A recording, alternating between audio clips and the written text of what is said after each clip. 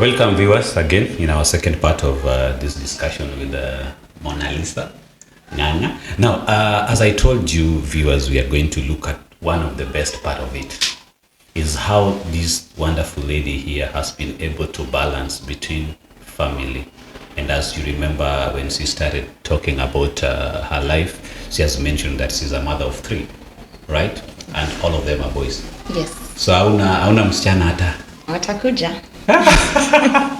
So how have you been able to manage, because the restaurant job is quite demanding? Yes. Sometimes you go there very early, the work can start as early as 4 and you can end up staying out until around 9 or 10.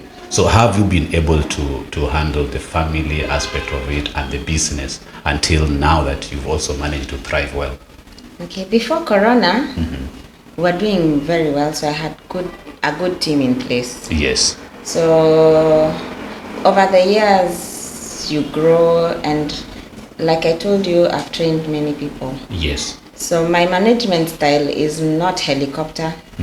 I prefer to empower my staff, so they are able to even make decisions. Actually, I learn a lot from my staff. Okay. I agree, and I allow them to correct me, and I allow them to come up with the ideas, because they are actually the ones who serve clients. Yes, and get the longest time with the client. In fact, if there's equipment that needs to be bought, I'd prefer the person who is dealing with that to choose what they are comfortable with, so that they own it. So my staff actually own my business.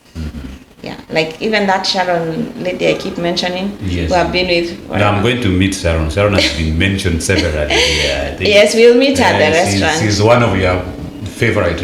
We've been with her for over 12 years. I think between 10 and 12 years. I'm not sure how long, but she's bought into the vision. And I joke with my clients, Mama Mdogo. So if I'm not there, as long as she's there, able to make decisions. She's able to make decisions. She actually negotiates more than I do. She'll be like, "Apana mama." In fact, she doesn't even look at me. She negotiates with the person, the supplier directly, and is like, "Apana punguza." Yes. So I give them leeway to make such decisions, so they actually own the business. So before Corona, I had systems in place that I was able to go to, when my dad was ailing, because he was in his late 70s, early 80s. For around 2 years, when the kids closed school, I was able to just pack my things, go for a week, 2, 3. Stay with your parents. Help, and come back. Or even just fly my dad in so that my mom could rest, because being a caregiver is also quite stressful. Then she could also go see her mom. Exactly. So my staff have been, to me, they are my greatest asset. Yes. More than buying the freezer or the fridge or something. Yes. Yes, my staff are my biggest assets. So did you ever had a challenge with the family demand?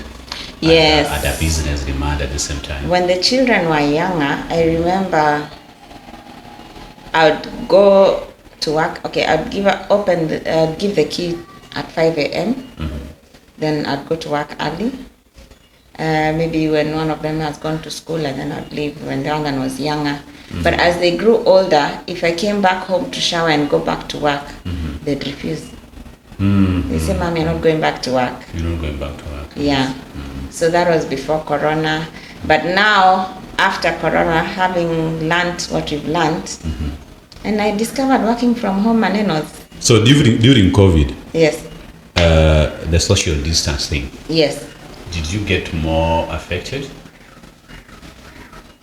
Because guys were even warned not to go to public places. Yes, but for us, of course we were affected, but God was so gracious. None of us got sick, yet the clients would come from hospital straight to Mama Johari's with their medicine and all. And all that, yes. Yes, but what we did, we were always masked up, and then we used to wipe the tables with jig. Jig, yeah. Wash the dishes with jig, and we prayed. So we had, I'd say we had a special covering because none of us got sick through that time. Okay. Yes. But the business-wise? Business-wise, it affected us. As I mentioned, there was a fallout between my partner and I. So that was immediately after the COVID or before? Just before. Just before? Yes. Oh, okay. Just before. Actually, that month when we were told to close down the businesses, I'd actually been thrown out of my business 2 years prior, and then I got the business back. Just let's say. So you were thrown out of the business with your partner? Yes. Yes. So let's say around 2018, 2019. Late 2019, I got back the business, but it was in a lot of debt. A lot. The same business. The same Johari. Oh, so during that time, your partner was the one running that business. Yes, he was running. So there are a number of debts that are not being paid. Yes. So when you get it back, you inherit it there with the whole package of debts. Yes, and then I had to choose now either the shamba or the business. Or the business. Yes. So because the business had gotten, because of my goodwill. Yes. The debts, most of them are my suppliers from before. Yes. So I felt that I should take over, clear the debts, and move on. But unfortunately, I didn't know that Corona was coming. Yes. And at the same time, and at the same time, the kids, Johari was going to Form 1, John was in college, and Emmanuel, I think, was in grade 3, and all of them were in very good schools. So now I had to learn now. That's when I learned how to cut down on costs. On cost, yeah. Yes. So I moved them into cheaper schools. So Imani came from Light and went to the Catholic school. Johari from Triple S Sunshine Secondary. I took him to a school in Kikuyu. Then myself, I closed down the barber shop closed down in July 2021, and then the restaurant in November. Yes. So when you moved your kids to different schools, yes, did this have an impact on them, and did it add an impact on you as a parent, trying to shift your standards from what you believe in to what you know is a bit less, but you also know this is what I can achieve at this time? How was their response during that time? No, my kids didn't change because the constant was still there. The mother was still there. Yeah. K. I was the K. I was the constant. So, and then it's just communication. Yeah, and that's the difference I see between the African parenting and the European parenting. Yes. Europeans actually talk to their children and explain. So that's what I did. Because like I noticed when I was in Kenya, if a child went on the baggage belt, yes, an African was like, "Toka hapo, get out." Get out, yes. And a European will tell the child, "Don't step on the baggage belt because you will get hurt." Yes. So you'll find that European child would decide, yes. Yes, you decide. I will get hurt, so he or she will not come back there. But the African will be, "Toka hapo." You've not told the child what is the problem, so the child will still come back again. Yeah, so I just sat them down and I explained to them things are not the same. And as long as they were eating well, the love was still there. We were pulled through it together. But to you as a person, how did this go down on you? Because I want to understand the aspect of your mental health during that time. Yes. There was stress part of it. There was things that you wanted to build when you wanted to come to Malindi, when you made a choice to come to Malindi.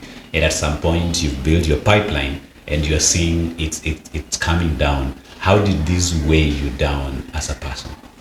Now that's the difference now between a Christian and a believer. Exactly. So the Bible says that you should not be anxious about anything, but with prayer and supplication and thanksgiving you request yourself. We are human. These things hit Do you differently. know? This thing hit differently. Let me tell you, there are people who've gone down just because their business can't work.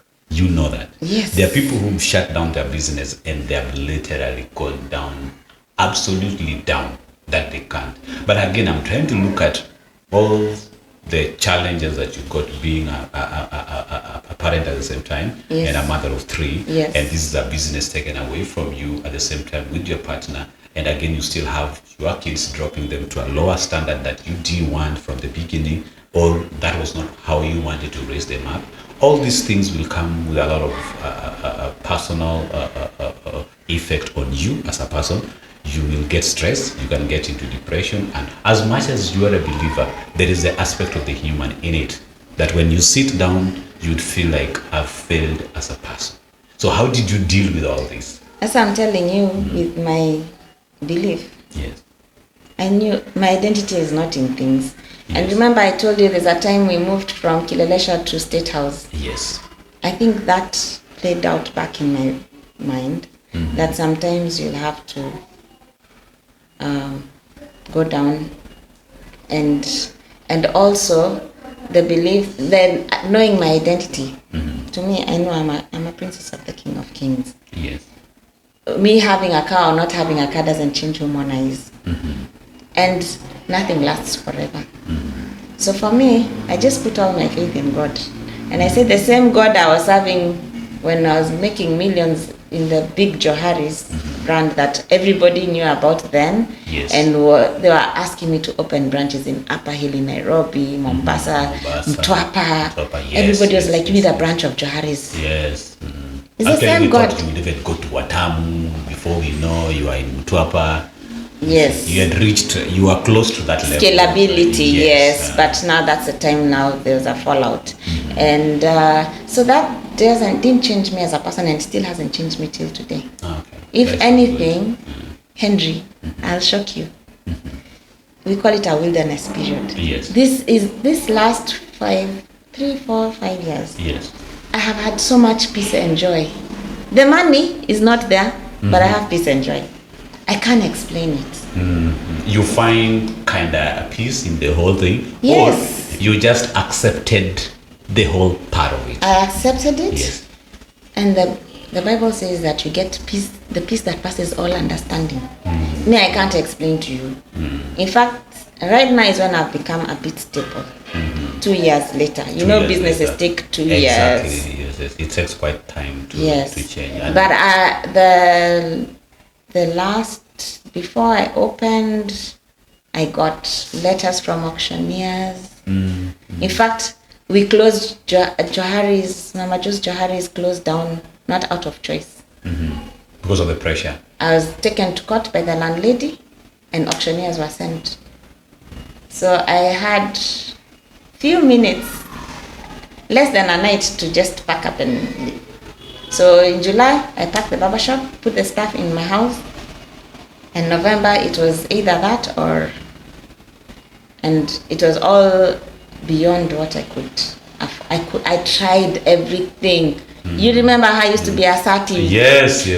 I tried working. Now the boy is in Form 1. My dad was in ICU. In fact, he passed away that February of 20 of COVID. Yes, so you can imagine my son is in Form 1.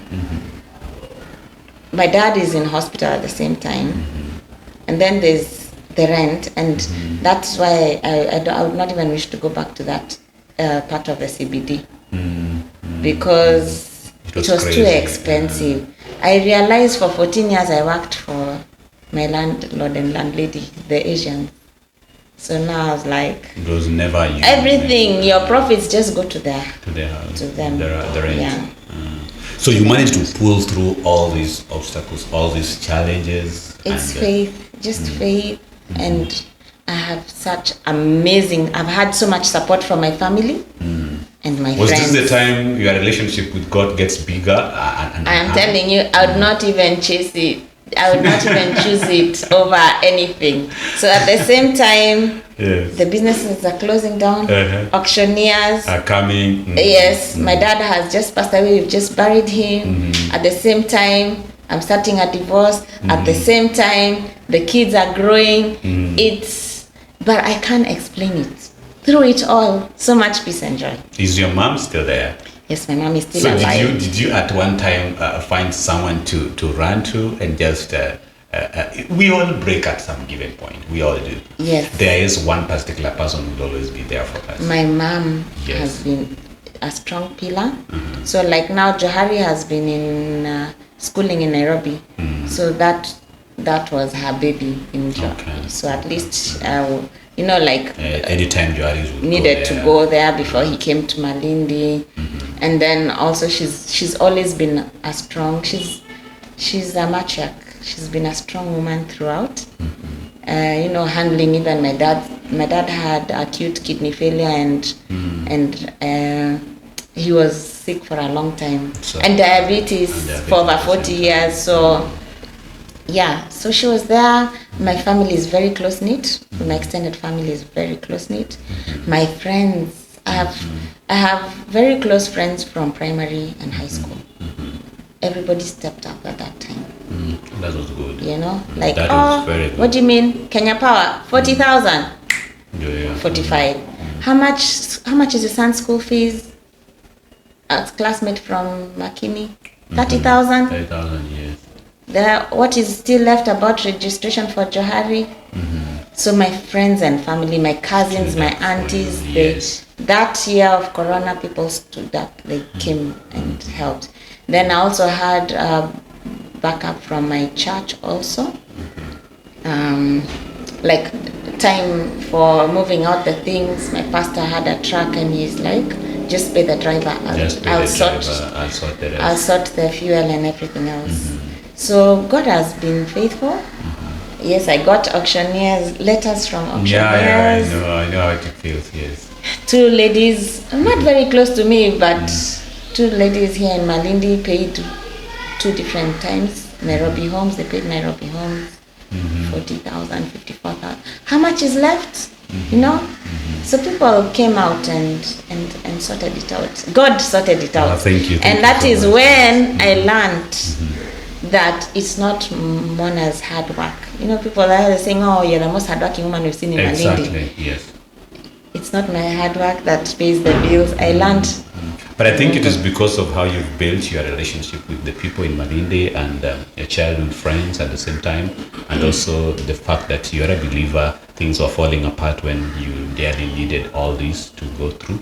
But again, how did you felt when you lost your dad? The impact of you losing your dad. At the same time, the business is going down.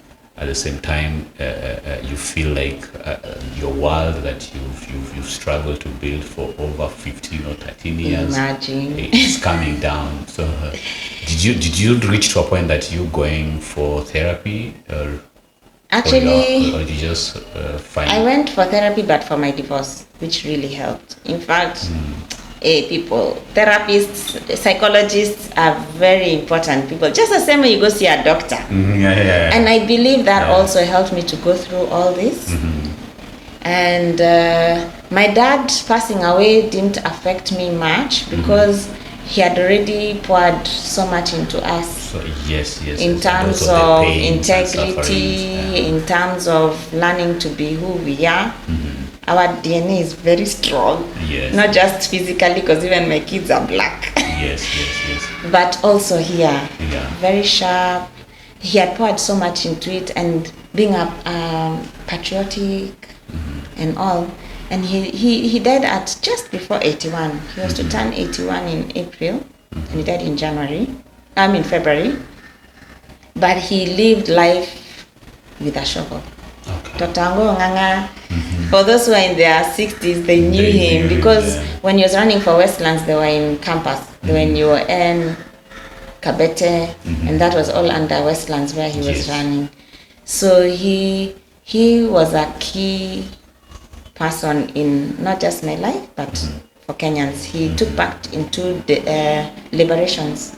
So in fact, there's once he even told me, when I was in Form 4 in 1995, he told me, Waithira, I might be killed by Moi, but just know if it happens, I'm doing it for you, yes. your children, and your children's children. Okay.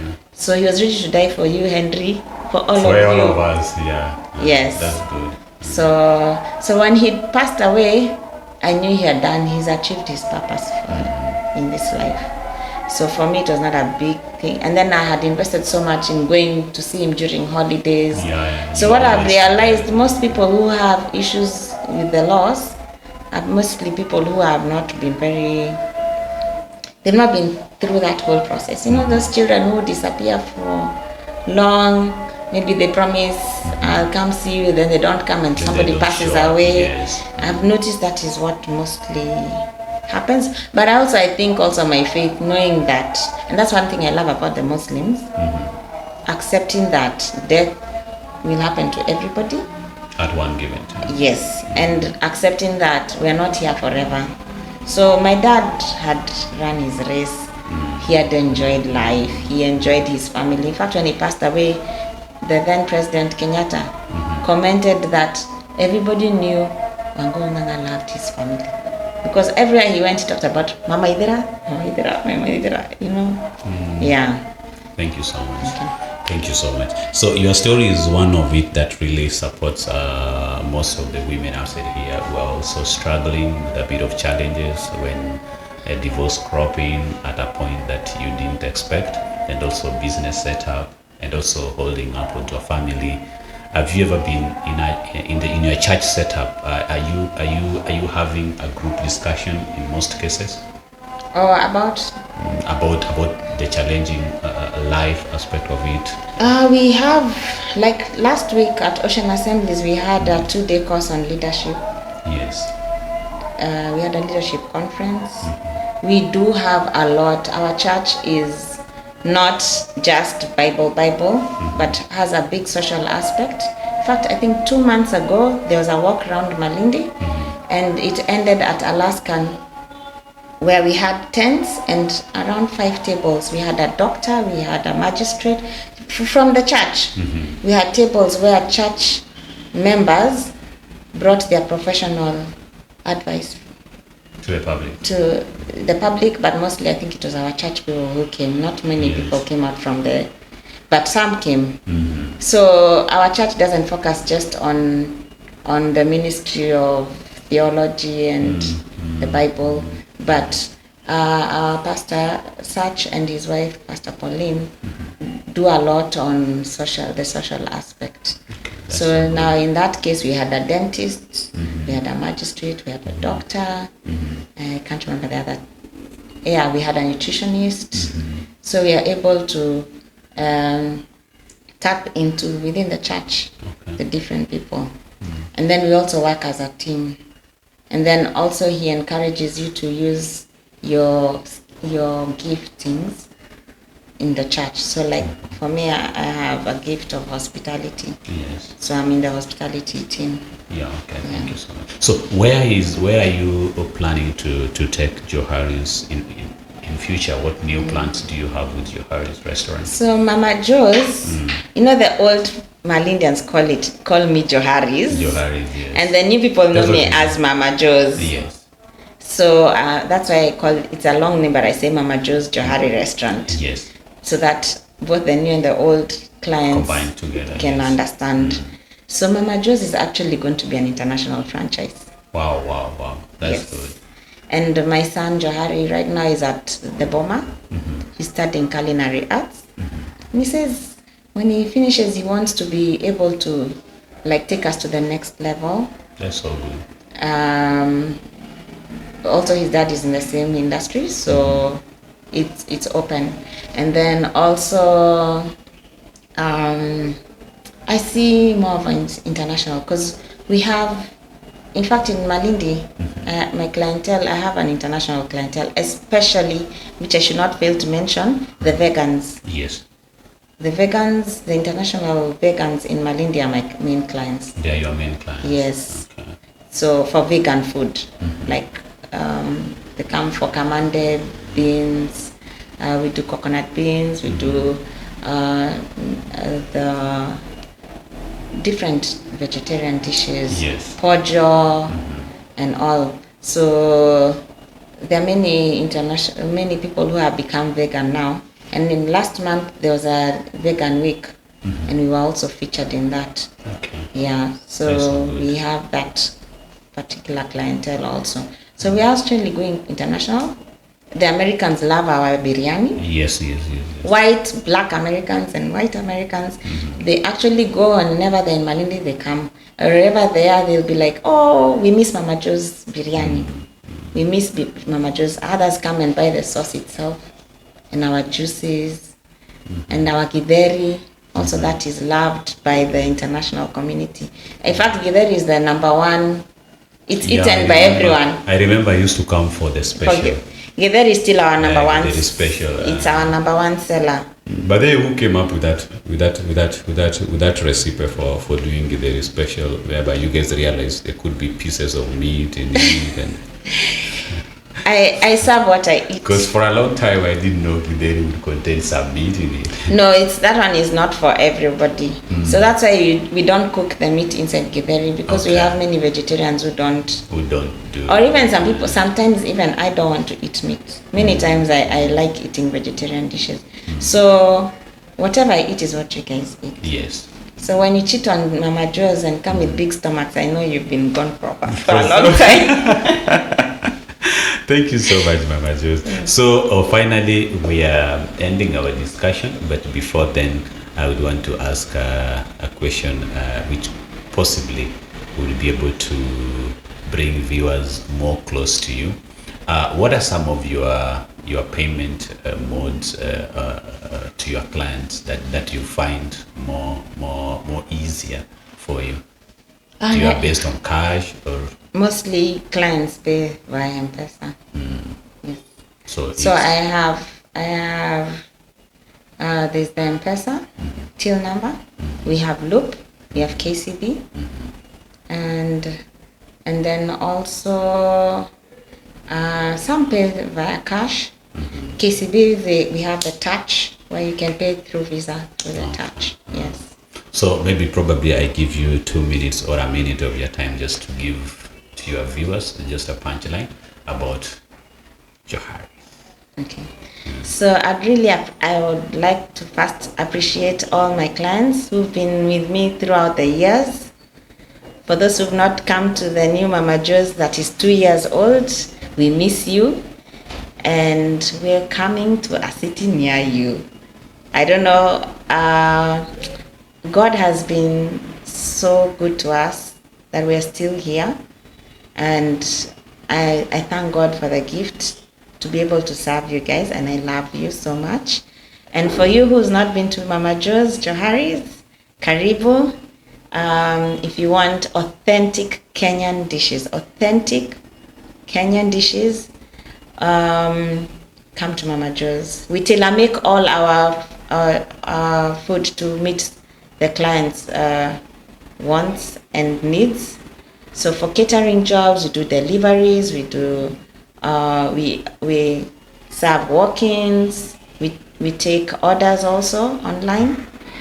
We just joined Anyonka Eats. That is one app that is coming out soon. You'll be hearing about it. And we are open for you. And the venue, we have a very beautiful venue for catering for weddings, graduation parties, if you want to do your team building, your church activities, or especially we don't sell alcohol, so we also have a wide group of people who are from the Islamic culture. We don't sell alcohol, so people actually come because of that. And then also we have a big space for children. I miss seeing children running around because my last one now is 13. So my joy is just to see families come together and share love through eating. And then when the kids get full, you know how they run around. Yes. Yes. So you're also welcome, and God bless you. Thank you so much, Henry, for this opportunity. I don't take it for granted. Thank you so much. So today we have Johari's in the studio with us, and the Entries Interactive Talk Show brings you more of such people on the studio. But again, let me be personal about it, because as I said before, I've been a customer at Johari's. I know her also well as a friend, and she's one person who's been so dedicated, so hardworking in terms of what she does.